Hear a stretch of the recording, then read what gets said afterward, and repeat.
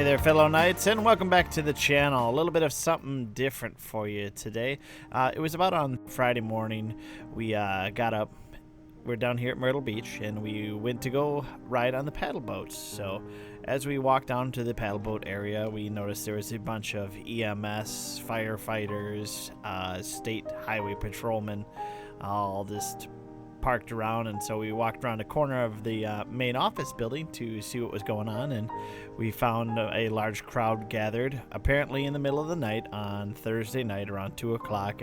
A gentleman was driving his vehicle, and you can see the gentleman right over in there in the red shirt by the telephone pole. The young man was driving, went off the road right by the telephone pole and went right into the lake. And you can see here where their divers went down, they hooked a line onto the car, and they are recovering the vehicle out. I jumped over some of the more long and drug out parts. He had to readjust his rope several times to try and pull the vehicle out better.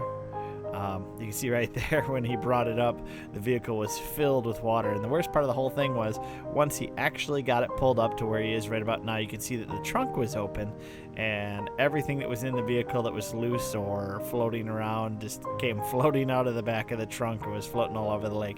Luckily, the divers were nice enough to go out there and scoop up most of the stuff that got away. The cool part was later, after this was all done and we actually did get good to go on the paddle boats, we paddle boated around and found a couple other items just floating in the water that we picked up and put in the trash as well. Thankfully, the young man who was involved in the accident was uninjured. There was no real damage except to the vehicle. It didn't hurt the park at all. So we were down here at Lakewood Campground in South Beach, I believe that this actual town is called. You can see here he finally starts to get it up on the dry land, and after he gets it pulled all the way up to the back of his truck, then he just jumps in and drives it and pulls it right out. The only thing that they had left to do after this was just fish out the random stuff that was floating around.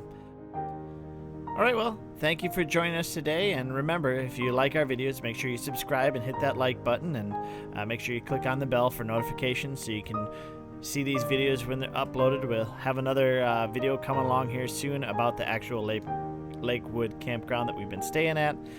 We'll be leaving tomorrow, and we're headed down to Georgia to stay at a campground for a couple days, and then we'll be moving on to Florida. Thank you, and see you around.